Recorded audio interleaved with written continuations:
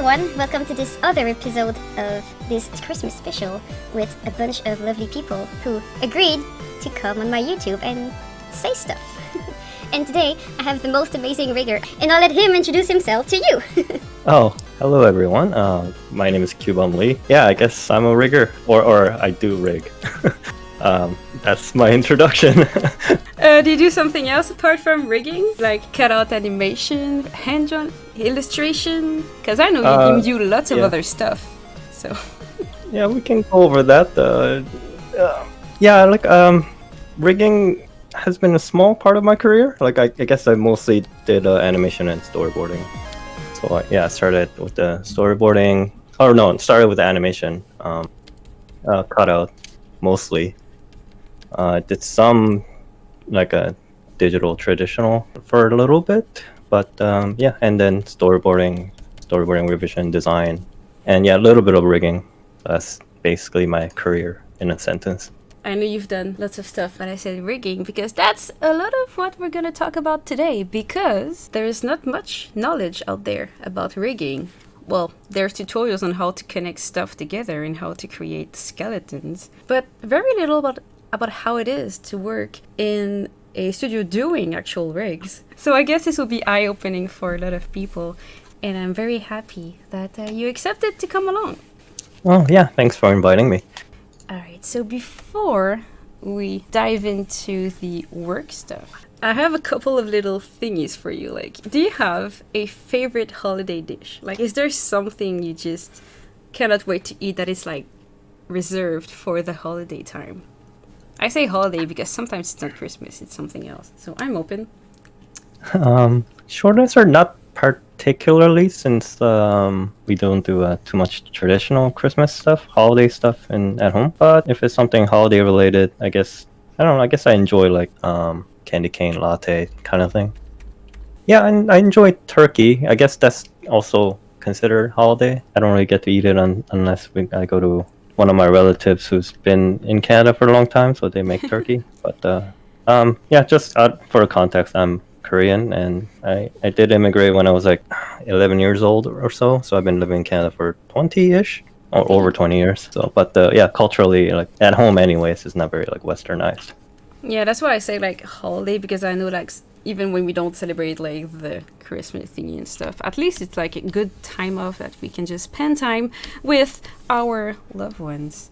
So do you have any like favorite holiday tradition that you do while you're like off work, maybe with friends or with family and stuff? Something that you kind of do during these cool time off days? Nothing in particular, just like dinner, gathering, but mostly just kind of introvert, so I just like to stay home and just watch TV or something. Having some great you time. That's cool. And like 2020 has been one heck of a year for many reasons, but you have like one moment that was amazing so far. For me, nothing majorly big, but because of the COVID, I decided to take a little bit of time off work. So during that time, I just did a lot of drawings and a lot more active on the internet. And got to meet some cool artists and gain like some followings, and that was really nice. Got to really interact with people, especially when the social interaction was very scarce. I got closer to people I didn't expect I would, and I couldn't be in contact with lots of people I usually am. So weird year. I met you like because I did some Toon Boom related stuff on YouTube, and that's how we met. I was about to say that. That's a big highlight of the year. That's great. About your work, is there something that inspires you a lot to create? Because we all have our different little thingies, and I'm curious. Let's see. One of the things would be I'm trying to turn like something like negative into positive, right? So like sometimes when you're at work, you might find something that's like lacking, like. Mm-hmm. You feel like you can make it better. I try to do that. Like when you watch something or when you're involved in something that like you can, improve it a little bit. Like a process that doesn't quite work. Yeah, and instead of watching it burn, you kind of try to fix it. But also like I kind of like feel it, but like I've never like tried to do it. So like for example, like if I encounter like a script that is not particularly like well-rounded, like, you know, like you would criticize, but I don't really like to criticize without me having to trying it in the first place. So that's one of my inspirations. So it's like if I see something wrong, but then I try to do it myself, trying to learn through that, and like that's one of the inspiration of me trying new things. Else and you know, other than the, you know, that generic answer of like, oh, because I love art and want to draw, that sort of thing. So that's one of the, yeah, that's one of those things. Like, just want to try everything at least a little once, so like I have some idea of what the heck I'm talking about. I'm really happy about that answer. That is not the generic answer we always get. That's cool. But that's very interesting. So like when something doesn't work, you kind of have the drive to make it work. Actually, would you say that that's something you really enjoy about your work, or you just do it because you kind of need to? Like, is it something that you really love, or it's just something that like you have the urge to do it, like you have to fix stuff? Yeah, so yeah, it's not just all about like me proving that I can do better. It's just yeah, I just want to learn it, like that's all. Like It's pure curiosity. Yeah, if it's something that I haven't done before, especially if it's like relating animation, like I want to learn as much as possible. Like so like, but there's so much in animation, so you can only tackle a little bit at a time. That's one of the reasons how like rigging came into play, because like when you're animating, you have to learn a bit of rigging, but also like if you want to create something with Toon Boom, like it's one of the things that you kind of have to learn eventually. It's nice. I'm kind of the same. I learned rigging just out of like curiosity. I was like, I want to animate stuff, but I don't have puppets. I'm gonna learn to make puppets and animate some stuff. And I don't think it's so hard that you really need to pay someone thousands of dollars to get it. You know, do it yourself. And like you said, you have so many things that you do, like from boards to rigging to animation. And what got you like into animation? Like, what was your first job? Because even a lot of talented animators, like sometimes you don't start as the star animator of a show. You start doing something else, and that's the thing I'm curious about. What was like the first gig? I went to Sheridan College for animation, so out of that school, my first gig was animator. Mm-hmm. And being animator is relatively easy because like the studio usually needs a lot of animators, right? Yep. So that was one of the first job that I had. A year before that, like I had a internship at Mercury, so that kind of the first time I got to play with Toon Boom. So yeah, did some animation during the internship at Mercury, working on like Kick Buttowski, the Daredevil character. Oh. So that was a lot of fun, and yeah, that really hooked me into using Toon Boom. And yeah, so once the school was done, yeah, I continued doing like cutout animation for Nelvana. That was my first job out of school, and yeah, did that for a bit. Yeah, I can just list my like career path, but yeah, that was the first job. Yeah, it's nice that you mention it, because animation is usually a good how do we say, foot in the door, because like you said, they need lots of animator, way more than per se character designers or layout artists. I have lots of acquaintance that started out in animation but then branched out into character design or branched out into rigging, because I think in animation, I don't know if you agree, but you touch so many aspects. Like if you want to do rigging, having that small or big knowledge of animation actually makes it easier to do your work. And same with a character designer. I think it's way more easy to design if you kind of know how your design is going to be used. So it's nice that you mentioned starting out in animation, because that's very common. Easy would be one word, but I think I like to prefer like effective, because like you can still not know anything, but you can still make your own work easy. But then like if you miss a lot of things that people are not going to be happy with, then yeah, like it's not very effective. Oh yeah, for sure. Yeah, you're right. Totally agree. I've seen like riggers who do easy, like they breeze through, but it's not very effective. Okay, I agree. Totally agree. You're right. Yeah, but yeah, like at being animation, starting from bottom up, I think is always really good, because yeah, you learn through frustration. Like, you know, like that's how our brain works, right? Like you go through like a trauma or stress, and that sticks to your brain longer than any other thing. So if you encounter like, yeah, especially if you're an animator, you know, you're gonna have a lot of frustration with rig. Even just like a single like pivot point that's out of place might like, Yeah, you know, because it's not a big deal, but it kind of sucks. So you have to fix it in every scene, so it is kind of a big deal. so yeah, so when you have that experience and then you become rigger, you really try to not someone else curse your name. Oh, nice. Really cool. And speaking of learning many things, if you were able to be very, very successful in a field that you're currently maybe less successful. For example, I am really not good at backgrounds. I know that. I would need to practice, but there's only so many hours in a day, right? So if there was like one thing that you're not currently super familiar with that you could ace like for a day, what would it be and why? So I'm pretty not that great with color. So yeah, BG Paint would be my least skilled area of expertise. So yeah, that will be the area that I will try to improve. Yeah. So, but I usually like to use work as a educational opportunity, so you get paid and then also learn. Oh yes. But eventually you can't spread out too thin. Yeah. So unless you want to get paid like junior rate forever.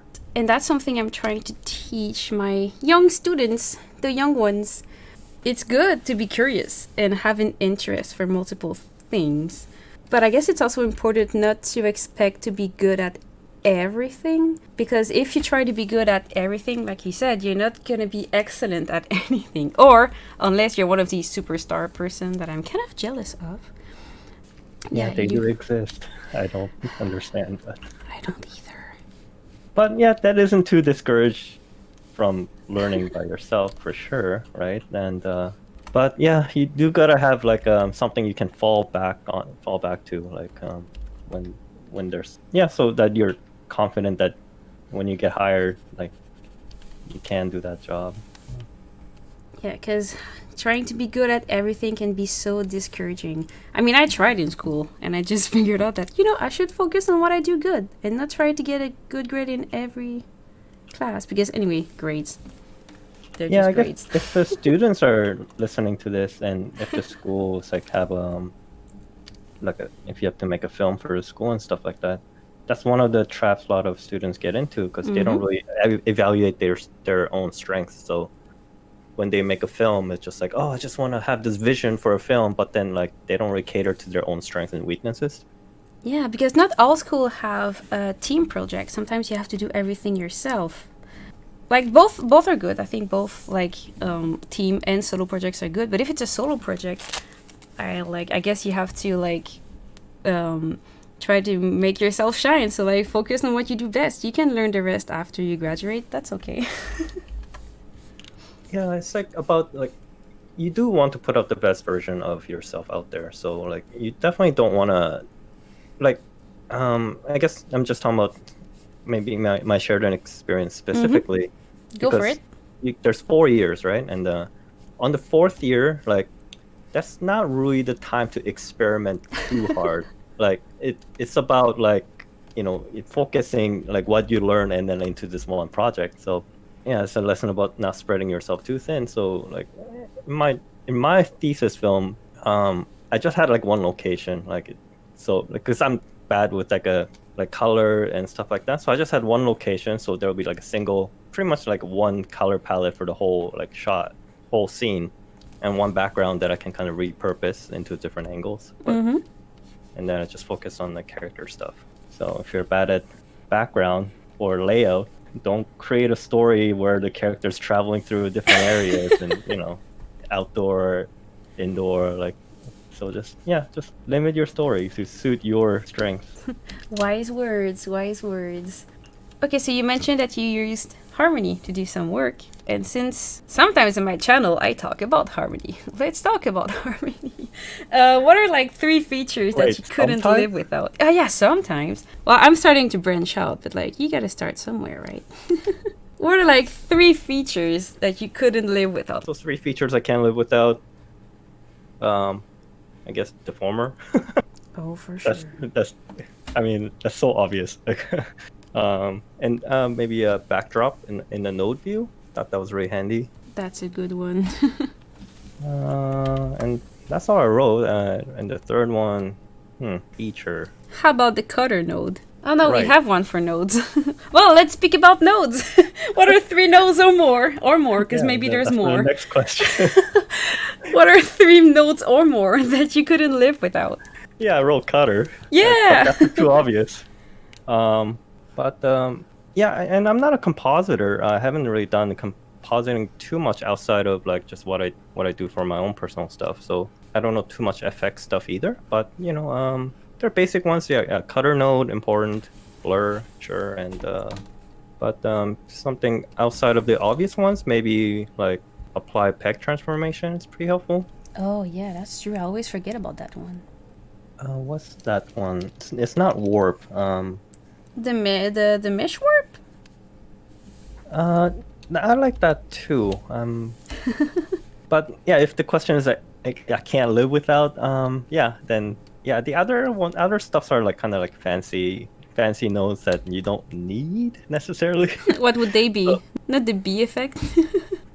I didn't know there was a B effect. Is that like a default that you can just drop in? It's a default particle, but people always make fun of like bees or lemmings or one of those things. Oh yeah, I haven't really experimented too much, but maybe I'll use some more of the B effects.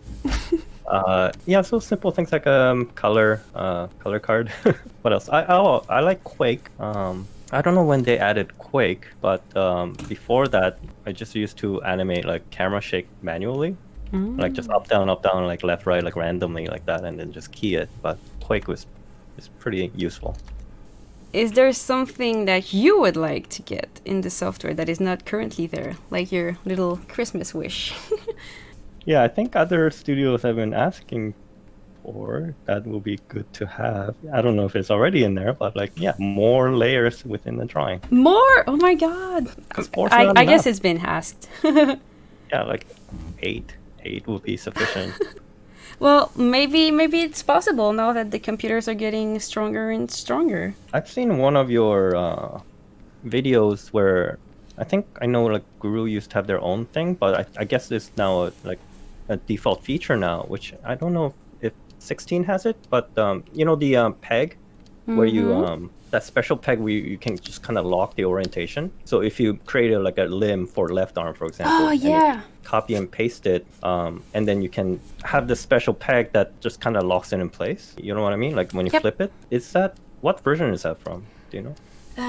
It's been there since I think it's been there since I started to tackle rigging. So I guess 15? Oh, really? I What guess. is it called? It's called, it came with the constraints, and it's called static transform. And that's just default node? Yep. You can find it in the node library. I will definitely use that 100%. Oh, I'm So, happy that you're yeah. happy. No, because I see you like doing stuff on your YouTube all the time, and it's just like, what is this magic? Like I see you like clean up like the animation. It's like, I don't know what you're doing. Like, I think we're kind of the same like that together for that. Like rigging doesn't have to be complicated in a way, so I like to see that your rigs are usually not that they're simple because they're bad, but I mean they're efficient, like straight to the point. You don't need to have so many crazy nodes in there just to make it work.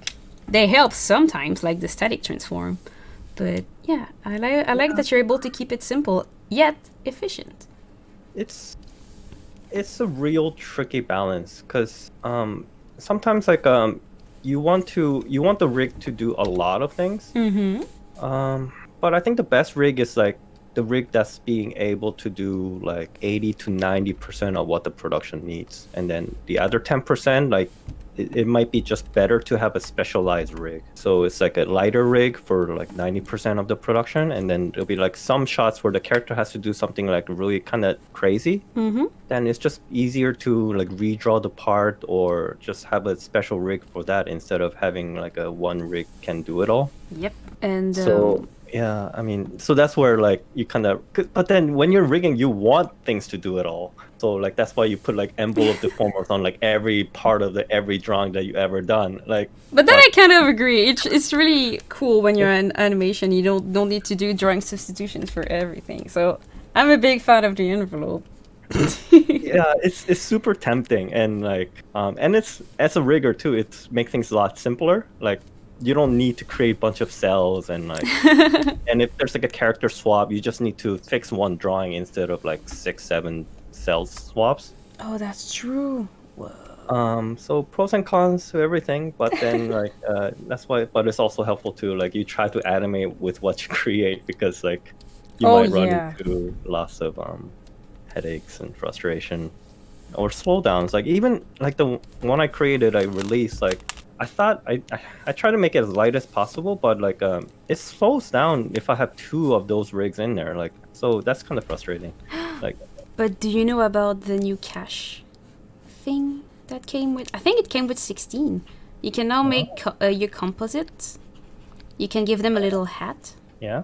In the properties, and this is gonna replace whatever is connected to it by a kind of a bitmap image in your camera view, so that if you have like 6 rigs and you give them that, when you play back your animation, it removes the rig and put like an image instead. So it's helpful when you have multiples of them in the same shot.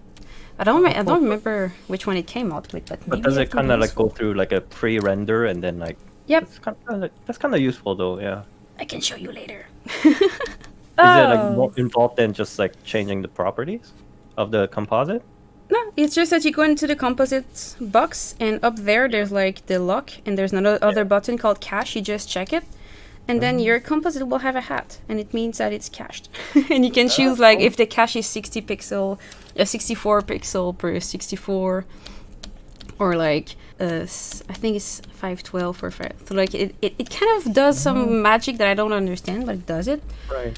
And No, that's really useful. Like even if you're not looking for like to match like exact like pixel of the other character, even just having the sense of timing and then like a framing, like that's really helpful. Yeah, they made that to replace, like if you have very heavy rigs, like for Tangle, for example. If you have more than one in a scene, it starts to slow down. So instead of like exporting an image sequence and re-importing it to hide the rig, you can just use that node. So yeah, like that's really cool. Because some other shows I worked on, they had to do that because they have like a character that's, like, all these like shows, they love to have like a party ball scene or whatever. Yeah. Like characters, and then like so like some like technical director would have to like separate them into like 10 characters and then export them as PNG sequence and all that. But cool. Yeah, I forgot one thing that is very important. What is the everyday life when you work in a studio as a rigger? So I've technically been the title of rigger on one show. That was Final Space, and that was fairly straightforward in terms of day to day. You just get your assignment for the show episode. And luckily I did mostly mains. So I would only have like 1 or 2 characters, but so that will be my week. It's just look at the character, look at the turnaround. I dissect it, and I dissected general like design elements. So if I can reuse something that has already been done that has a similar structure, I just try to reuse that as much as possible. But often like with the mains, like they're pretty special. So so sometimes I have to work from scratch, which is just as easy too, because you're not working with someone else's rig. Oh, so, yeah, I agree with that. At Jumpfield, just working in a studio where they actually have the very somewhat strict, like standardized, like I'm sure like most studios do too. I'm only speaking out of my singular experience, but it was nice because like you can kind of expect where everything is in one, like even if it's not your own rig, because everything's somewhat standardized. Oh, so that's also interesting because I think also something that people might not know is that you might know how to rig, but like rigging is like art. There's so many ways to do it. And when you go on a show, you kind of have to adapt to that show's way of doing things, Was that the case for your prod? Oh yeah, for sure.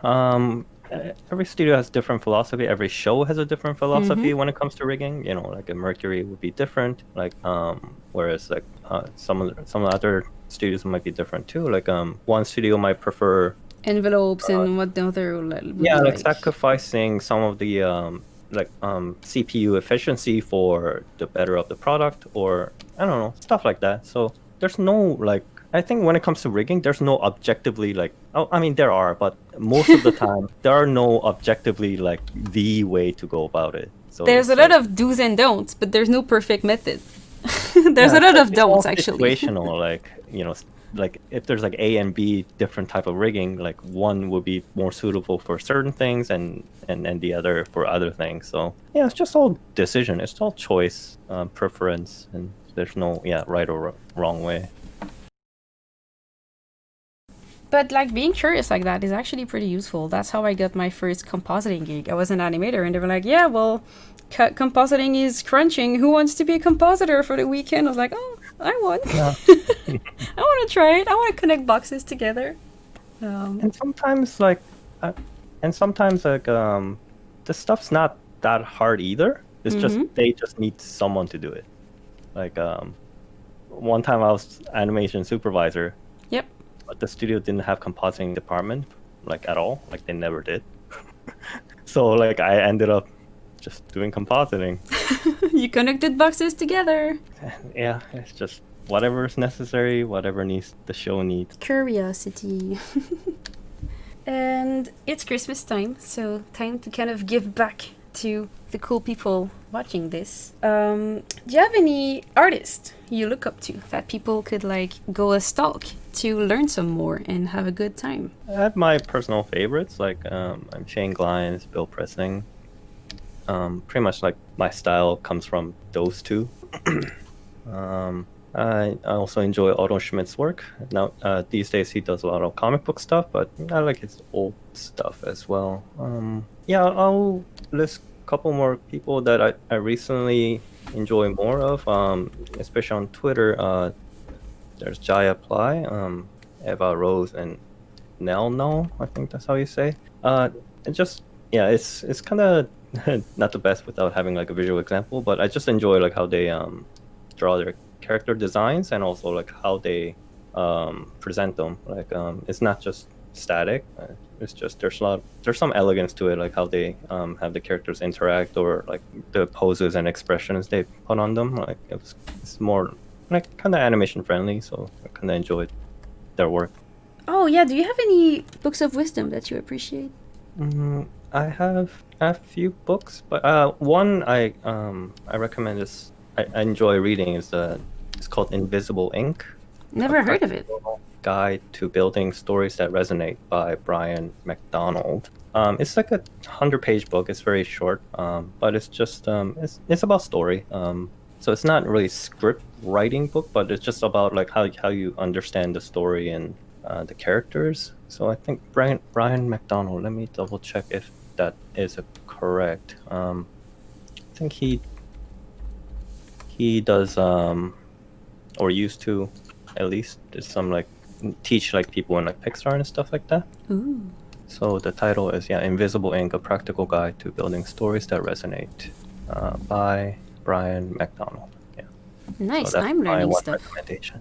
And if you have that's the cheesy part. Do you have like any advices for like artists that go through that never-ending loop of lack of motivation and hating everything you do? Because I guess it happens to all of us at one point. Like, how do you usually deal with it? I don't have any advice on how to deal with it, but my advice is to just understand yourself well enough that you don't put yourself in that position. That's a smart word. Like, just when something upsetting happens to you, like, just maybe think about like what that came before that triggered it.